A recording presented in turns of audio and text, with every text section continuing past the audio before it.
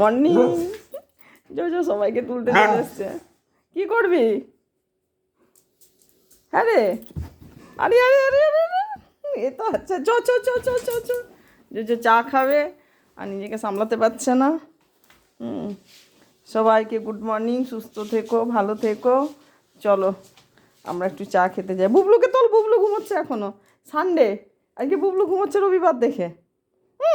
এগুলো মুখে দেয় না। চলো চলো চলো চলো চলো চলো চলো চলো।